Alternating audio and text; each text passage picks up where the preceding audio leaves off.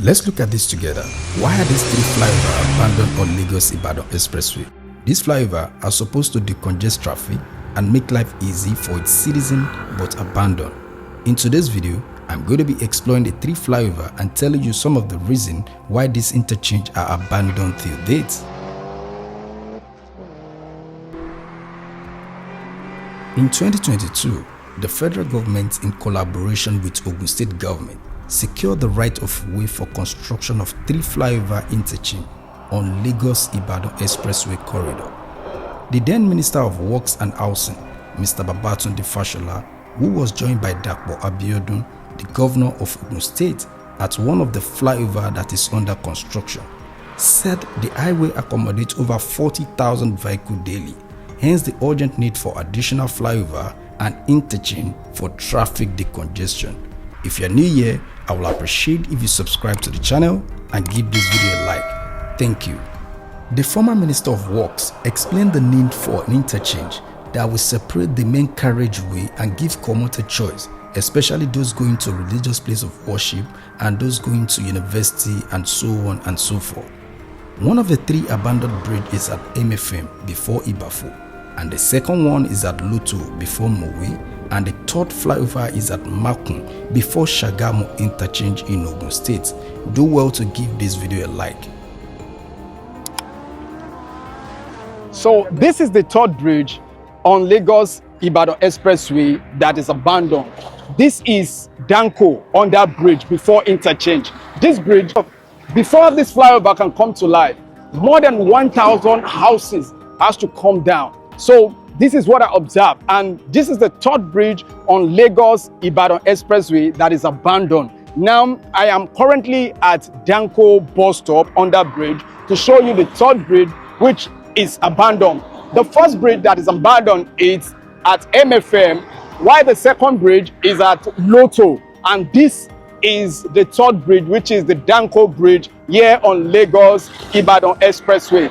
Thank you very much. And these are the bridges that are abandoned till date. The construction of this bridge started sometimes in 2022. Now till date, this bridge has not been completed. Now that's why I'm showing you the three flyover bridge that are abandoned till date here in Ogun State. One of the main reasons why these projects are abandoned is that more than 1,000 houses are marked for demolition for these projects to come to life, and the property owner seek federal government compensation.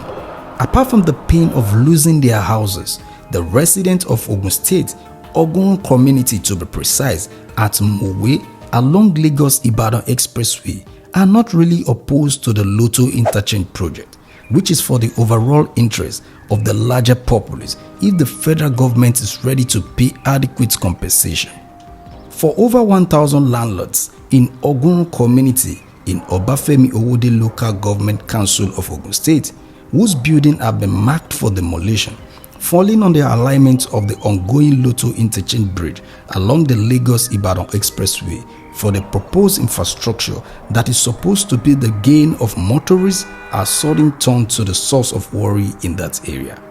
Also, their hope of getting adequate compensation from the federal government via the Federal Ministry of Works and Housing, the sponsor of this project, is currently hanging. Apart from the fear of losing their houses, many of these landlords who are in their 60s and 70s are currently confused and devastated over what will become their fate after losing their place of abode and life investment to the new interchange bridge. Many of the residents expressed their mind, saying they are not happy with Federal Ministry of Works and Housing for not keeping to its earlier promise that it will pay affected building owners adequate compensation to facilitate their relocation. The residents, especially the landlords, are calling on federal government to fulfill its promise of compensating owners of over 1,000 houses marked for demolition at both sides of Luto interchange along the expressway. Some of the streets and estates affected include Divine Mercy Estate, Ogun Street, Kende Street, Isgris Estate, Olowo Street, Leko and Araromi Street, among others. This project also affects other communities such as Bakuro, Shimawa, Lukosi, and others. Many of the houses in this area do not have CFO and other relevant documents to present for compensation. Some of the landlords just want government to help them because they have no other place to go to. They are retired, they are no longer earning money. The government should help us. So as you can see right behind me, that is the MFM bridge right behind me there. So that is one of the bridge that is abandoned, and the next one is the Lotto bridge. So this is the MFM bridge. Before this flyover bridge can come to life, more than 1,000 houses has to go down for this bridge to come to life, to be completed. And as of today, many people are still building houses and they don't know and they don't have the idea because they don't do their due diligence to make sure that, hey, this bridge is passing here, a road is passing here. They are just building house. But I know tomorrow government can say, hey, next government can say they want to fix this bridge, they want to, complete this flyover bridge. So this is what I want to show you about the 3 bridges or the 3 flyover bridge that are